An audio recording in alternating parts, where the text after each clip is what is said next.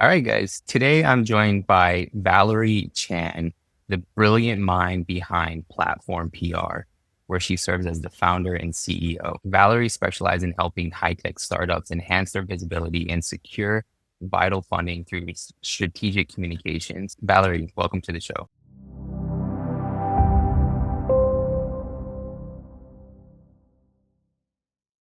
Thanks for having me, Chris. No problem. Thanks for coming on. Before we chatted, you mentioned a couple things, a couple of organizations that you've worked with that are pretty well known. You mentioned TED Talks, you mentioned South by Southwest. Let's just jump straight in. What are you working on? And yeah, can you tell us a little bit more about those?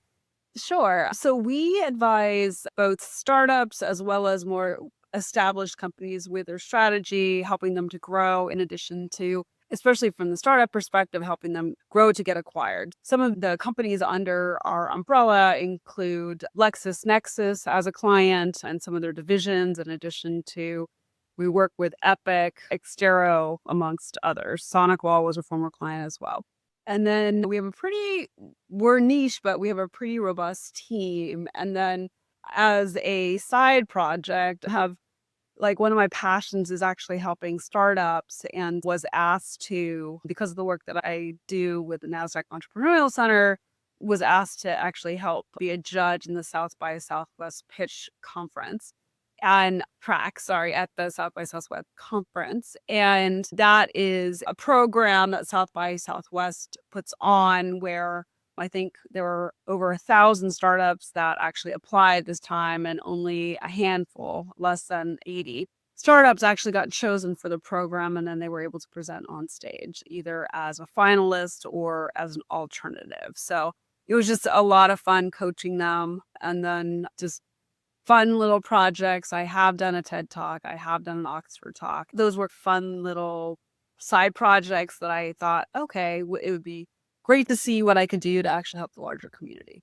That's super cool. Valerie, you have a level of agency success that I think a lot of other founders aspire to. So for those agency owners listening who are trying to hit that initial 1, 2 million mark to get some traction, for you, what was the number one lever that made the biggest difference as you were starting to scale your agency? Going back and taking a look at the agency's strengths and weaknesses, I had a really good team that I worked with to look at the overall health of the company. And for a long time, we were consultancy working in a contractor model. While we had good accounts, the margins were walking out the door. And so around 2020, we actually changed to a full FTE model. And then from there, grew our core strengths. For entrepreneurs that are agency owners that want to grow, really look at your core value proposition, your core skill sets, niche down to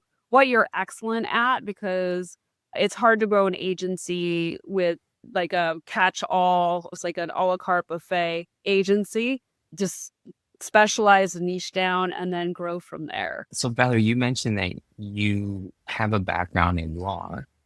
And so how did that influence you niching down inside of the agency? So I used to work at like some of the large agencies. Wagner Edstrom was one of my former employers. They actually were based out of the Northwest, and they handled Microsoft and some of the other large technology companies. And so I had another agency, and I was going to law school at night, and I practiced as an attorney in the prosecutor's office and then in-house and at a law firm. And as most people that I know who leave the practice of law say, I got disillusioned. I was on a case and something happens, right? It's like a pretty typical story, especially for ex litigators. And I had to find myself again, so to speak.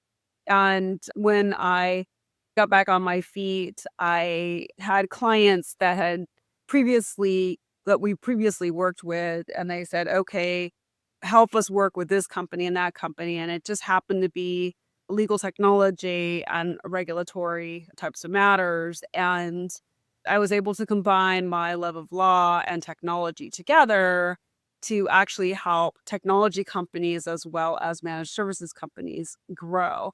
within this space, combining everything that I knew about law with technology. And what I like about public relations and marketing is, unlike the law, which you always look backwards unless you're on the regulatory side, in which case you're trying to shape the law and it takes a long period of time. On the public relations side and the storytelling side, although with law you actually are storytelling, you get to look forward. You get to create a narrative and see the trends and troubleshoot and help clients navigate where the future is going to go. And that's where we're at now, especially from an AI perspective. How can companies thrive right now? What does that actually look like? What does it mean for the health of our agency? In addition to, how do we help clients through that? That's actually a very interesting point right now with AI, leaning on AI to do so many things. How is that affecting the PR space? How are you guys leveraging it? And how are you not leveraging it? That's a really good point. So there are still certain editorial guidelines and there are AI usage policies that people need to be aware of. And our clients in particular, because we're working with legal clients, law firm clients that deal with the privileged information and sensitive information, we're pretty discerning on how we actually use AI. And I think going back to, I like to say this is almost like the age of the internet, where people were just thinking that the internet was a trend, and yet there was so much hype, and there were first leaders, and then everybody rushed to the internet, and then there was a bubble bursting. And I think we have about 6 to 9 months to go, but because we're still in the early adoption phase, but it'll decrease in time. And the way that I would counsel like our clients as well as other agencies is make sure that you have your AI governance, your AI policies so that you could do AI governance, understand how your clients actually want you to provide content or counsel and whatnot. Make sure that the models that you're using, you're not sharing information, especially if you're putting them in like a Gemini or a chat or whatnot. And then also make sure that you're giving your own counsel. What I'm finding is, especially because we're in a niche space, like the AI tools actually don't help with any of the counsel related to what we do and what our clients do. And what I've found from a advisory perspective is that clients are saying, hey, give us more strategy. Like we could use AI tools, or we could pay somebody else less money, but we really like you for strategy, or we like you for crisis, or can you help with the digital transformation project? We need help with messaging.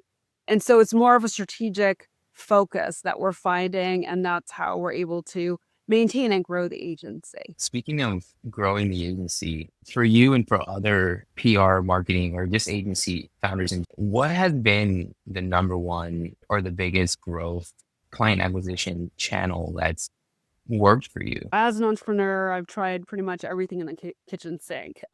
Right. Honestly, make sure that you are well connected and networked in your kind of sweet spot areas. So, say, for example, you're in telecom, go to the telecom conferences, belong to organizations, create thought leadership within those organizations. Or for us in legal and reg tech, basically go to those conferences, put together tracks. Like we're putting together a track for both the LA and the San Francisco tech weeks about what the practice of law is going to be like, and same thing with biotech as well.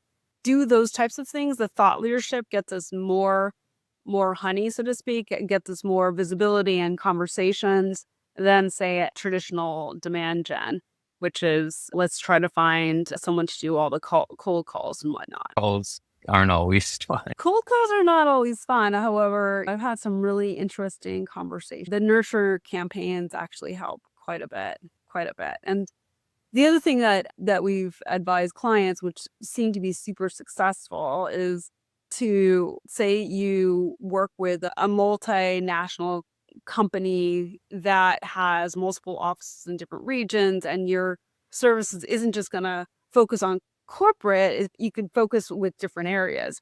Like within a large corporation or like a law firm or whatnot, there are lunch and learns and division summits and that sort of a thing. And you could really be a resource trying to provide trends that you're seeing, or maybe there's a creative workshop that you could put on either as part of your contract with the existing company, or maybe it's like an add-on, and then that will ultimately bring you business because people see it and they know that you're already a partner and they could use you. And if you already have a core MSA, a master services agreement with a large company, you could have multiple statements of work with multiple divisions. Interesting. Almost like cross-selling into different departments. Correct. Okay. I'm curious, Valerie, do you have a sales team that's supporting you, or are you doing a lot of the front-facing stuff? Do you have partners? What does that piece look like? I'm the front-facing person. However, I have a team that I work with for sure. We have an outsourced lead generation service that we work with. We have someone putting together like educational tracks in addition to someone doing our like marketing content. So I'd love to say it's all me, but it's really not. I'm just the lipstick on the pig, so to speak. I'm sure there's much more behind it than that, but Did write my Oxford talk and my TED talk, so there's that. oh, cool. Okay. For someone that's looking to get in onto like that level of stage, what would a little nugget or strategy be for them to get a foot in the door? Sure. So interesting that you asked that question. A lot of people want to do TED Talks, but a lot of people don't understand the format of a TED Talk. A TED Talk is ideas worth sharing. An Oxford talk is an ideas worth implementing.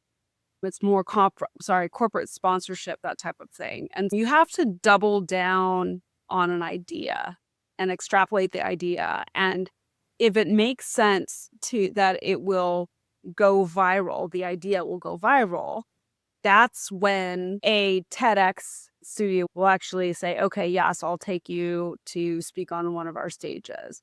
If you want to get to the TED stage, you have to first you could submit for the TED stage, and then they actually have scholarships and whatnot, so that you can figure that out. And normally the people that they pick for the TED stage have a variety of different types of experience or Nobel laureates and that sort of a thing. But the TEDx folks that are actually chosen for the stage, their videos go viral. And the idea has to be so amazing and so viral that it's unmistakable that you need to be on the TED stage. Each stage is very different. Each focus is very different. And so being able to basically do that and tailor your speech to the different TEDx stages and conference themes is ideal. Yeah. Got it. That makes sense. It's a long day. Where in Hawaii are you located? We're in Waikiki right now just because I want to be close to surfing. So we're dealing with a lot of the madness over here. I'm from Kauai. My family is, yeah. So I go to Kauai quite often and Honolulu and that sort of thing. Okay. I lived on Kauai when I was young for 2 years. I lived in Kapa'a. I went to middle school. Yeah. Oh my gosh, that's really cool. My grandmother used to live in Lahui and my aunt lived in Lahui, and It was beautiful Hui as well. So Koiku, I used to go snorkeling, a little surfing down there as well. Very cool. But we could probably go for an hour just on Hawaii and how amazing this place is. I know you have a hard stop, Valerie. So last question here. What are the areas of life that you've had to master throughout this journey that in order to achieve the success that you've had? such a great question. If I can impart wisdom, if I have any, and there's three things that I've actually had to master. One is the unexpected. So every single day, you might get called into a situation that you you weren't expecting for the day, or maybe you have to troubleshoot something, or maybe a client says, okay, you're getting fired, or we need to increase capacity by 20%. And it's that day and you have to roll with the punches and basically execute quickly. That is being able to understand flexibility, understand how to look at multiple ways of doing things will actually help you prepare for the unexpected. And then forecasting and planning is super important. There's a lot of agencies out there that are agencies called lifestyle agencies. I put the air quotes. And that's totally fine, all well and good, but what's your exit strategy? Are you looking to maintain your lifestyle? Are you looking to sell your company? Are you looking to grow and potentially go to different areas? So different regions, like become over in EMEA, go into the EMEA region, go into Asia Pac, etc. A lot of planning is necessary when you become an agency owner so that you can plan for what the next 3 to 5 years are going to be like, and then also where you want to be, because understanding your future self and your future business is super important. And I think the last thing that I would impart your listeners on is to really, how should I put this? To not have client concentration in one area. So diversification is super important. You can't just put 25 or 30% into one client, or say 50% in one client, because that client might go away. And so I learned earlier on through my journey that client concentration and actually being able to deminimize your risk, or minimize your risk, I think that's the right word, can help you grow and really scale accordingly. Where can people find out more information about anything that we spoke about here today or just to chat with? Sure. Probably the website, www.platform, the number 4orm.com. And then on LinkedIn, you could DM me on LinkedIn and I'd be happy to reach out and have a one-on-one conversation. Cool. And we can link that in the show notes as well. Valerie, thank you so much for coming on today.